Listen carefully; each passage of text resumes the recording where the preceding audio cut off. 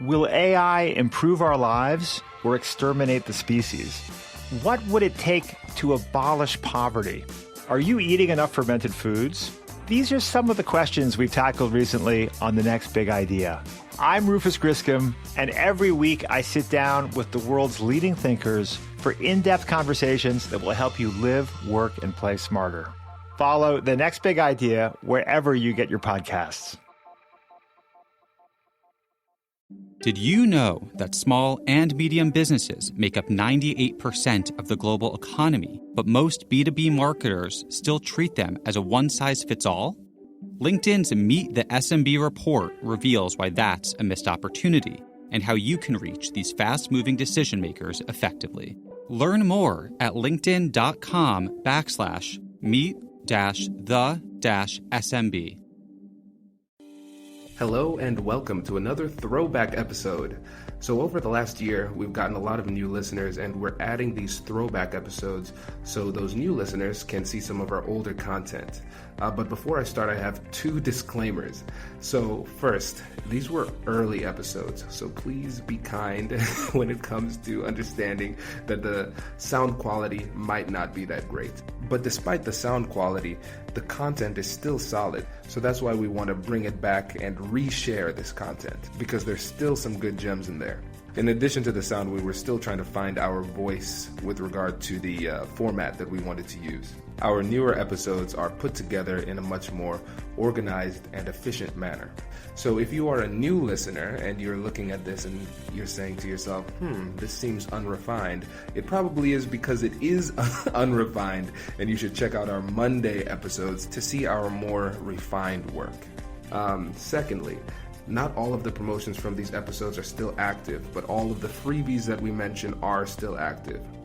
Lastly, make sure you go to the website and download our Ultimate Negotiation Guide, or you could do it by clicking the link in the description.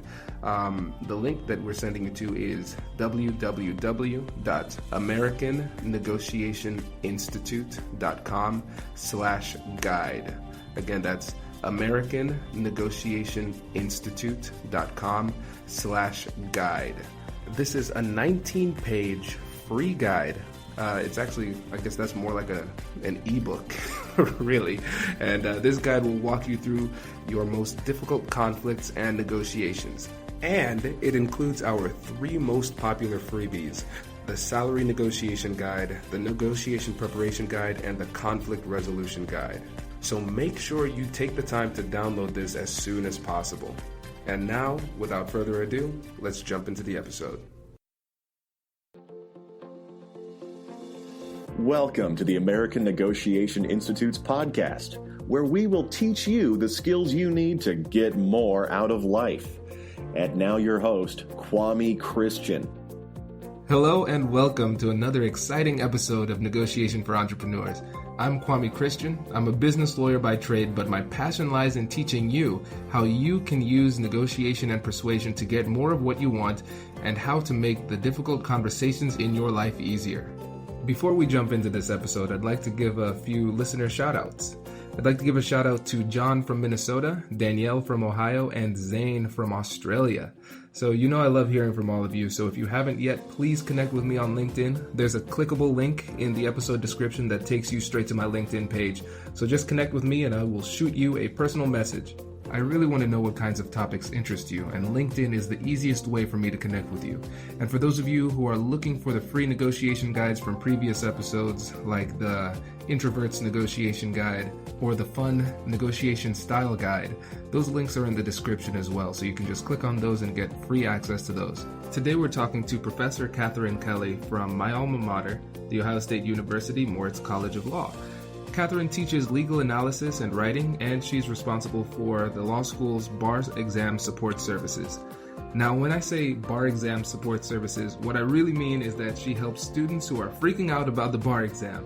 And so for those of you who don't know, the bar exam is a 3-day-long, 15-hour hazing ritual that all lawyers must go through in order to practice.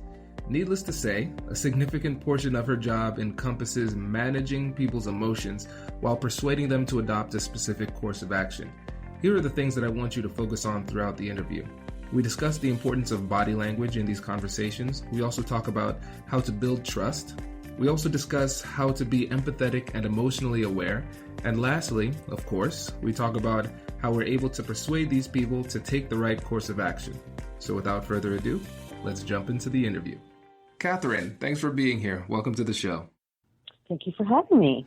So let's start off this interview with a little bit of your background. Can you tell us a little bit about yourself and what you do? Yes, I'd be happy to. I am an associate clinical professor of law and director of academic support at the Ohio State University Moritz College of Law. I've been here about 4.5 years now.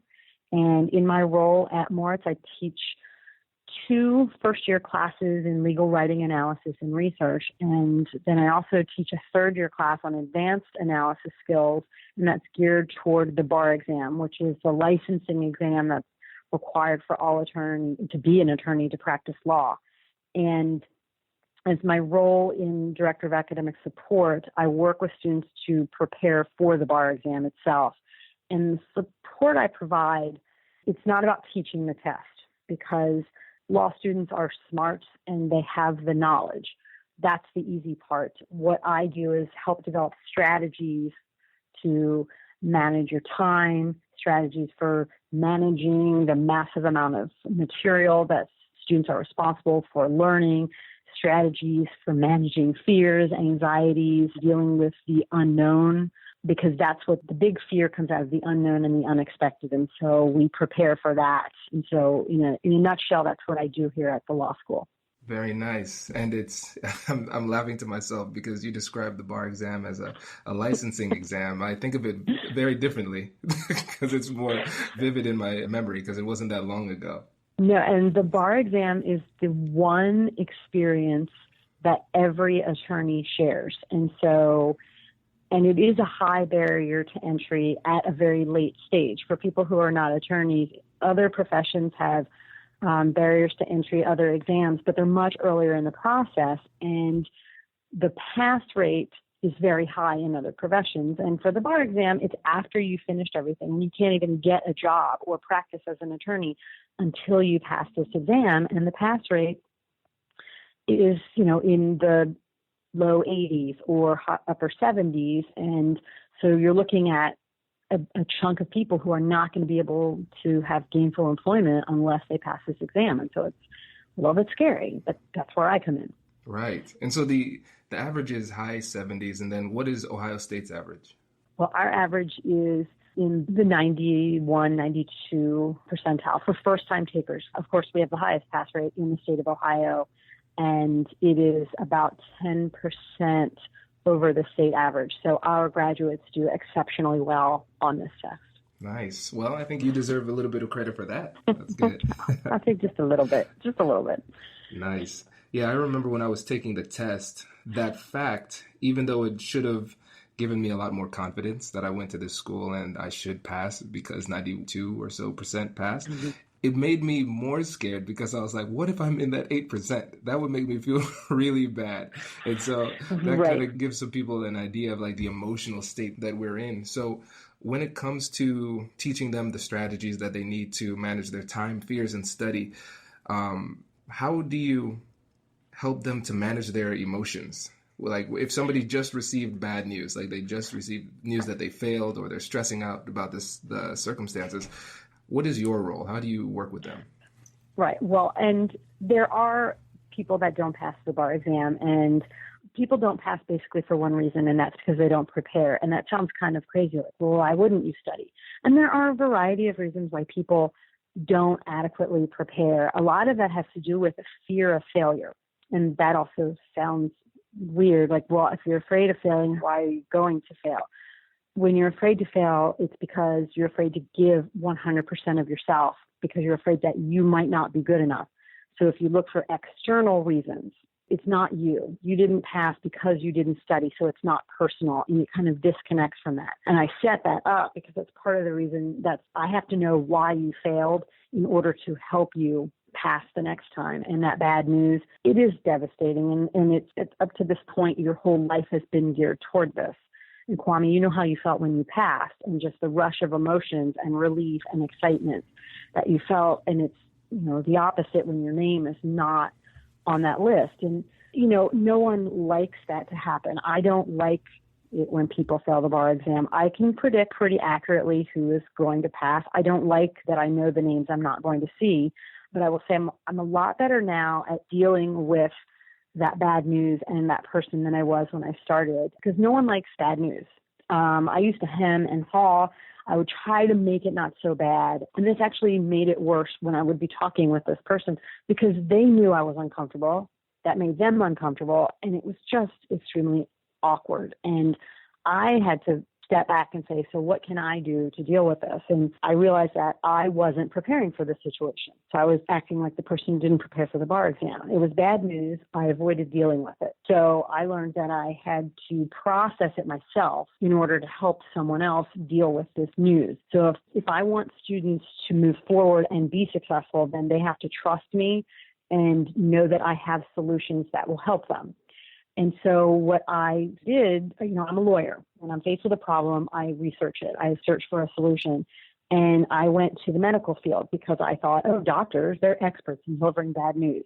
So I'm going to see what do medical schools do. And they teach and prepare their medical students how to do this. So I looked outside my field and I pulled basically two key points from that for myself. One is to be genuine and one is to be clear. Being genuine, I mean being authentic, being respectful, treating the person with respect, empathizing with them. And you need to be able to relate to that person. I can put myself in that person's shoes. And that is helpful because when someone receives bad news, they failed the bar exam, they feel utterly alone and no one else understands. And if I can empathize and be real with them, they come out of that aloneness and realize there's somebody else who gets what I'm going through. And then being clear. If I have to say the information, they need to know the information. And they're looking at me not only to give them information, but to be a source of strength, right? To be that support. So I have to be straightforward, professional. It can't be, well, you failed. That was horrible. That was the lowest score ever. That's too straightforward. But I can't kind of beat around the bush. You didn't pass the exam. No, you cannot appeal your score. No, this is not a mistake. Your option is you need to take the bar exam again. I've learned that those are the things I have to be very clear about. Can I appeal this? Well, do you think they'll recount my score? No. I used to say, well, there's a small chance. No, there is not a small chance. So I have to let them know, no, this is the bad news. You have one option, and that is to take the test again. And so in delivering that news, it's kind of being tough, but being soft at the same time. Wow, that was really, really good. There's so much good stuff that I could go into here. I'll just go chronologically in what you said. You said early on, people would be able to tell that you were uncomfortable with the situation. What vibes do you think you were giving off to let them know that you were uncomfortable, which obviously had a negative impact on your ability to deliver the message? Hey you, I'm Andrew Seaman. Do you want a new job? Or do you want to move forward in your career? Well, you should listen to my weekly show called Get Hired with Andrew Seaman. We talk about it all, and it's waiting for you, yes you, wherever you get your podcasts. Small and medium businesses don't have time to waste, and neither do marketers trying to reach them. On LinkedIn, more SMB decision makers are actively looking for new solutions to help them grow, whether it's software or financial services. Our Meet the SMB report breaks down how these businesses buy and what really influences their choices. Learn more at linkedin.com/meet-the-SMB. That's linkedin.com/meet-the-SMB. Definitely body language. And for me, I would not make eye contact. And I know this about myself. When I'm not comfortable with a situation, I tend to look up in the corner of the room. And I know that as I've practiced just preparing to give presentations or anything, it's always a good idea to get feedback from people. And that is consistent feedback. They could tell when I was uncomfortable because I'd look up. So I knew that I was doing that. And I if we're meeting in my office, I realized that I would be kind of squirming in my seat. Just, women have something called a power stance that we do to show that we are in charge and powerful. And you can be standing or sitting, and I need to be sitting up in my chair, making that good eye contact, not, slouched over, leaning over, looking somewhere else, keeping my hands really kind of, it sounds like little details, but like in front of me on my desk, and really physically engaged with the person, knowing that they are the most important person around. Even if it's only a one-on-one conversation, if my body isn't squared with theirs, then they know that I'm not focused on them. In my word choices, that comes back to that clarity. It's okay, like I just did, it's okay to pause and think, but, I guess those are stall tactics, and they're pretty obvious, and they're not professional words. So, and I don't care if you're talking about the bar exam or in any type of, any business environment you need to use. At Moritz, we use the term phrase that pays. Those are the words that matter. They're professional words, and we need to use them. We don't go, gee golly, or yeah, or I don't know. You need to be that professional so that the person knows, again, that you're the expert and they can trust you and listen to you. I love this. This is really great, because body language is huge. And have you seen the TED Talk by Amy Cuddy? I don't think so. Okay. I'm writing it down now. Okay, yeah. So Amy Cuddy, AMYCUDDY. It's a really great talk. She her background is in psychology, and she was talking about what she called power poses, and how taking different stances and taking up more space not only makes people more confident in you, but also makes you more confident in yourself, because your body actually produces more testosterone when you are sitting in a position that takes up more space, which allows you to speak with more confidence. And I don't remember much more into the psychology and physiology of the science behind it, so I'm just going to stop there. But I know it actually has a physiological and cognitive effect on your perception of the situation and yourself. So positioning yourself well is important. Yeah, and, absolutely. Yeah, that's really interesting. And another thing you said was when you would say or something like that, the equivocation is huge. One of the people in my negotiation seminars one time said, hesitation breeds mistrust. I was like, that's brilliant. You should be teaching this. but it's true. And it's okay but there's a difference, I would say, between hesitation and pausing. And sometimes I think that as Americans, we do things very quickly and very fast, and we're uncomfortable with silence. And so we want to fill that silence, but we shouldn't, because what we think is an hour is 2 seconds, and we need to get comfortable just taking that second instead of blah, blah in that second and doing that, and because then it is hesitation. And so take a moment to gather your thoughts and then say what you mean and make it meaningful instead of just blithering on. Right. That's a good point. And it's an important distinction too, because sometimes you rush, you make mistakes, and mistakes are hard to fix, especially in these touchy situations. So yes, taking time intentionally is very, very important to do. One thing you said as well was you would prepare for these conversations. So what would that preparation entail? For me, that preparation is, I'm going to say, personal.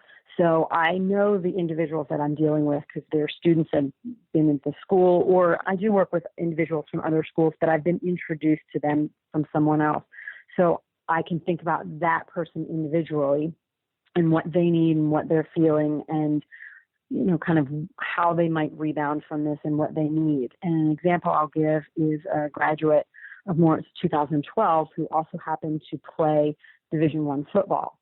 And I know what this particular person did to prepare for the bar exam the first time, not that much, and was not surprised when he did not pass. But I also know, okay, he is an athlete at a very high level, and the way that I am going to speak with him and deal with him, I'm going to reach him on that level. Because I can say, all right, let's do it. It's time to suck it up. You can work hard. I don't want any excuses. It's game time. Let's get, put your game face on. I could say that to that individual. I'm not going to say that to somebody who, I'll give another example, whose wife was very ill about 6 weeks during bar study, and the person decided to go ahead and take it again. I will say his wife is fine. I'm not going to say suck it up to that person because I know what their experience was. And so we have to say, okay, let's look at that. And it's going to be a little bit more gentle, I'll say. But I try to connect with each person individually and not just generically, because I have a special education background. And so my whole life has been the formula doesn't work. We need to develop an individual plan.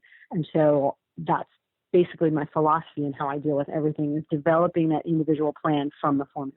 I really like that because it shows that you're willing to customize your persuasion strategy for the person that you're dealing with, which is key. You know, it's really important because a lot of times people try to use the exact same tactic every time, maybe because it worked the first time, but it doesn't work that way with everybody else. Right. And I think that there's a basic foundation.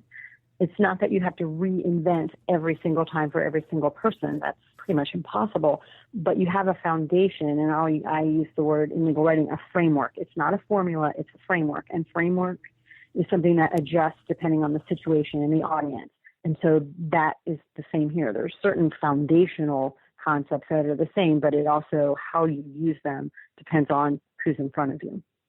I love it. And you mentioned earlier, trust is going to be key when you're dealing with somebody in this kind of emotional state. So what were the kinds of things that you did to build trust with the people? Trust is absolutely key, and because that person is going to rely on you. And I used to really push my credentials, or I've been doing this a long time, or here are my stats, but I've learned that the words are a little bit meaningless. You have to back it up. And I will say I got that idea a couple of years ago from an article in Sports Illustrated. It was about OSU's football and the path to winning the first ever college championship and how the team was able to overcome all of the, I'm going to say, perceived setbacks, broken wrists and quarterbacks getting hurt. And I think 2 or 3 quarterbacks getting hurt throughout the season. They had a loss.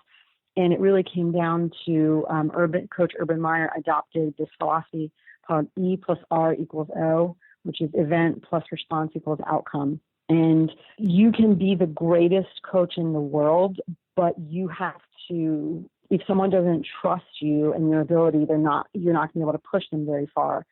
So by demonstrating my competence and my ability to help someone, then and how I respond to a situation and how here's what the outcome is, then that person will trust me and come on the journey because it really is about how do you respond to the situation. And they need to see how I respond in a competent and professional manner. And so just saying, oh, I'm the expert isn't enough. That person has to see it and feel it. And, you know, part of that trust comes from holding them accountable. People will come in and they failed the bar exam and they're upset and there's a lot of external blame, which is very typical in any bad experience. They don't like the outcome, so they're going to blame the event for that outcome.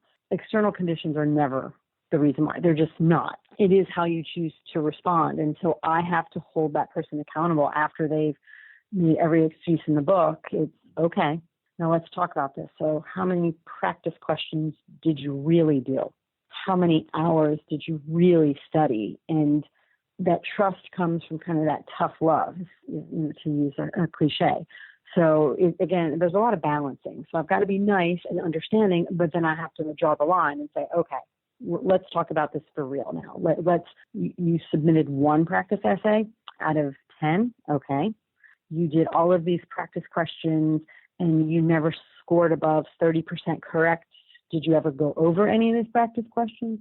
So starting to just show them that I know what I'm talking about and I know what it takes to succeed and how we can move forward together to do that.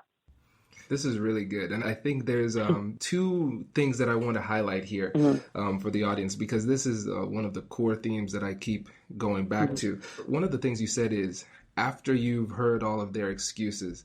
And I think it's really important to dig deep on that one, because you said after they've given the excuses, you didn't jump in the middle of them and tell them why they're wrong.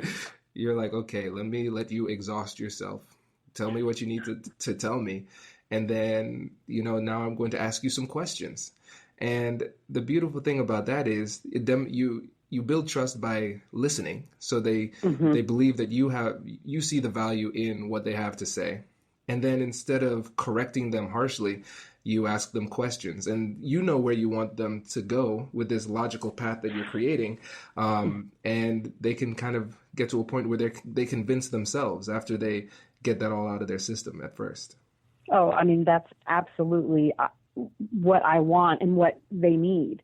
I want, not that I want them to think it was their idea, but I need buy-in. And something that I tell my students, whether it's the first day of law school or a bar exam or really in life, I don't want you to do something because I told you to do it. I want you to understand why you should do it and then want to do it. And in my head, I am saying, well, I told you you needed to study. I told you to do these practice problems, but I can't say that. And I don't want someone to tell me they already failed. They know they messed up. So they don't need any more reminders. What they need is someone who is going to let them feel and process, right? You got to let them go through that. You can't, I'm going to use the term hijack emotions. You can't do that because you can't hijack someone's emotions and tell them how to feel. They'll get there. You know how you want them to feel, but they have to get there. Part of it on their own, but they need some guidance because you can be sad. My mom used to say, you're allowed to wallow in self-pity for a little while, but then you got to climb out of that pit. And so I'm going to let them feel sorry for themselves. But then you got to stop. There have been times where I have said to someone, we are going to pick a date, Monday, November, this year, Tuesday, November 1st, and you're going to stop your self-pity because you can't let that go on. So that process has to move forward.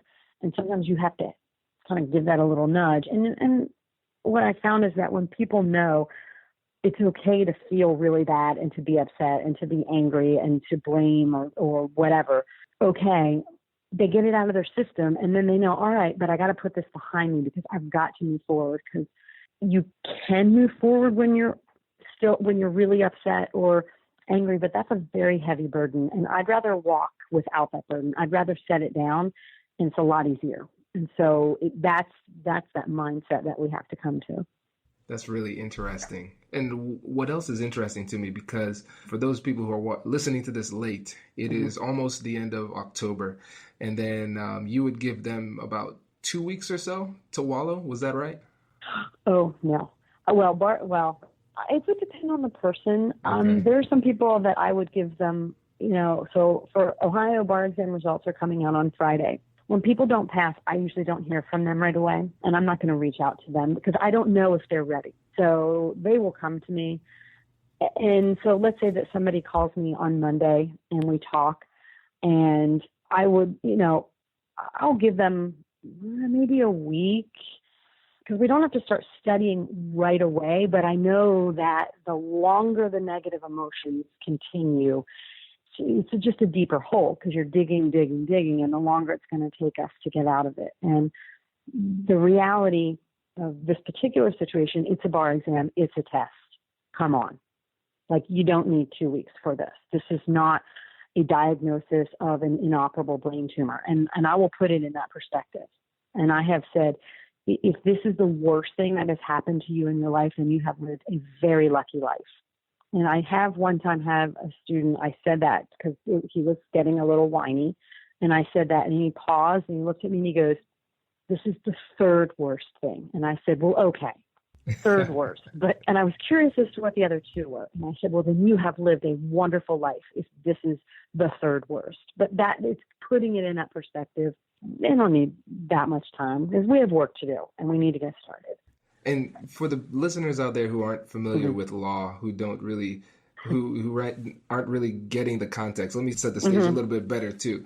Because one thing you said is you typically don't reach out to them until they're ready. And people might be wondering, well, how do you know if they passed? Well, let me tell you, this test is offered only twice a year, in July and February. And the way you find out whether or not you passed is the Supreme Court writes a list and publishes it online, and everybody who passed is on that list. So anyone in the world can see at the same time you did whether or not you passed or not. So that's an added layer of pressure. And so the people who pass, it's not it's not a private failure. It's public. So that's why it hurts so much when you don't pass the first time. And I will tell you, when you say that, the public failure is something that a lot of my students, that's what they're afraid of. Well, what will other people think? And my response to that is, well, let's talk about that. Put yourself in that person's shoes. If your best friend or your brother or your mother did not pass, what would be your first thought? And 100% of the time, the student's response to me is, well, I'd want to make sure they're okay. I'm like, exactly. Would you think less of that person? Well, of course not. I would be worried. I want to make sure that they know that it's okay. And so I'm like, okay, please listen to what you just said. And so that alleviates a little bit of the anxiety ahead of time, even though it is that public failure. The people that matter to you don't think less of you. They are concerned about your well-being. And that's what I want. And I even bring that out, when people fail and they come to me, I'm like, no one is judging you. No one. People want to make sure you're okay. And they really have faith in you and believe in you and want to make sure that you're going to do this again because they know that you're going to pass. So let's take that public failure and turn it into really a positive and how it is a support system. That's a really great example of a powerful open-ended question, because with that question, you had them walk through a different reality that they haven't really considered. And they essentially are doing the work for you. They're telling themselves that it's not that bad. That's a great question. Well, and that's because they have to do the work, right? I can't do it for you. Believe me, I would love to, but really it comes down to you doing it and realizing that you can do it. Right. Is there a time, let's say if somebody doesn't come to you, how do you know when they're ready? I'm trying to figure out a way to kind of generalize this to somebody who sees somebody in pain and they're like, do I approach? Do I wait for them to come to me? What are some signals that could help somebody in this type of situation make the right move without pushing too hard? Okay, it's a really good question. If I know the person well, I will give them the weekend and I will reach out on Monday morning. So results come out on Friday. I give that person the privacy for, that weekend, let them talk to their family. And then Monday morning is when I will reach out, usually with an email. If the person is here, because the individuals usually aren't here. So I'm not going to see somebody on campus. If I did, I would go see that person face to face and say, I'm thinking about you. Come talk to me when you're ready. So that would be the initial reach out. If I don't know the person very well, I'll give it a couple more days. I think it's similar to the grieving process. When someone close to you and you're grieving, someone has passed away. If it's my good friend, I'm in that close circle, I need to get there sooner. If it's a coworker that I know, I need to be in that second, circle. If it's just an acquaintance, I can wait a little bit longer because the person is also still dealing with their emotions and how they deal with you on a regular day-to-day basis. If they're still feeling really raw and upset, I don't really want to talk to somebody I don't know because I won't be able to be myself. But I don't let it go. I'm even just thinking in terms of the bar exam, I don't ever let it go. 2 weeks is the longest that I'm going to let it go, because then it just starts becoming this downward spiral. And so I think it does depend on the situation, but it also depends on the person. I don't know if that really helps answer the question. Oh, it definitely does. And the great part about that question is I was asking as much for me as I was for everybody else, because I was wondering how you were going to handle that too. But I think that's a really good rule of thumb. The closer you are to somebody, the faster you should intervene and then give more space if there's really more distance between you and the other person on a relationship level. That's a really good rule of thumb. I think all of us have experienced we've all experienced something bad in our lives, or we've either been grieving or we've lost someone or just lost a job or something. And how many of us walked around saying, someone please come console me, someone help me. We're not asking specifically, but we want people to come up and say, hey, how are you doing? I'm thinking about you. And if you can think about that experience in your own life, and it did make you feel better when somebody sent you a card and said, this stinks, I'm sorry, I'm thinking about you. Or even a text, hey, I'm thinking about you. That made you feel better. That's what you wanted. So don't wait when I wait for the person to come to me, if they don't come to me, I'm going to go to them because I know they want it. They just don't know how to ask for it. Yeah, that's a powerful way to do it too, because just simply saying, I'm thinking about you, reach out to me when you're ready. The beautiful thing about that is that it shows that you care, but you're not pushing your own agenda. And at the same time, it puts them in the driver's seat. They feel like they have some control. Yes, I was just going to say, because it's about the control. You're there when they're ready and they go, okay. And regaining control is such a key to moving forward out of a bad situation. And that small gesture, it's the start. And that's what you have to have. You just need that little chink. You just need to get a little bit in there, give them that little sense of control on that small thing, and we will build from there. I love it. Okay. Wow. This is really great information. Good. You know, usually it takes me probably like a month or more to post these episodes. I actually have 2 coming out this week, the last week of October. I'm trying to figure out when to post them, but I was talking about the Rio Olympics like it was just happening. So I'm way behind. But I know we have some lawyers in the audience, so maybe I'll post this Friday so they could talk to some of their people if necessary. Yes, because the results are coming out. Ohio is one of the last states, so New York and California are still hanging out there for a couple more weeks, but it's coming. It's coming. It is coming. Oh, man. Bringing back the memories. I didn't say good memories, but the memories. Okay. So what is one tip you would give to our audience that could help them to persuade more effectively in these emotional situations? If there's only one thing that they could do to be better, what would it be? It's kind of the theme of what we've been talking about. I don't want to say control, but you want the person to feel empowered and in control of the situation, the process, and the outcome. So empowering them through focusing on strengths, how they can regain control, how to address their weaknesses, not avoid them, but you have strengths, you have positive attributes. Empower them, to motivate them, because we all know in any realm, whether it's law or business or education, generating a sense of accomplishment is what motivates people. So helping them find that control on that positive level is what's going to motivate them to move towards success. This is great advice. Thank you so much for this. I really appreciate it. Oh, no, thank you for having me. This has been really fun, actually, preparing me for the next couple of days. Right. It's coming up. Well, you will be in our hearts and minds in the next coming days because I know you're going to be going through it too. Oh, I do. I live it. It's that empathy. Yes, absolutely. I hope you enjoyed that episode. If you're finding this information helpful, please leave a review and subscribe. My goal is to teach these skills to as many people as possible, and leaving a review helps our search results, which helps us to reach more people. Success and failure is determined by how well we handle the critical conversations in our lives. My job is to help you to make these difficult conversations easier while getting you more of what you want in the process. I've had the opportunity to work with a wide variety of professionals, including lawyers, entrepreneurs, warring business partners, and professionals trying to climb the corporate ladder. I do this through a simple 3-step process: analyze, strategize, and practice. So first we analyze the situation to get a lay of the land and understand what we're dealing with. Then we use the information from our analysis to create a customized strategy for your situation. And then we practice, which will give you the confidence you need to stand firm when the heat is on in these difficult conversations. If you don't prepare properly, you run the risk of missing out on these critical opportunities. Remember, negotiation is the art of deal discovery, not deal making. I will help you to find the best deal possible, and I'll teach you how and when to walk away from a deal that's bad for you. Sometimes the worst outcome in a negotiation is a deal that should never have been made. By the end of this process, you're going to feel confident in your ability to perform, and you will have put yourself in the best position to succeed.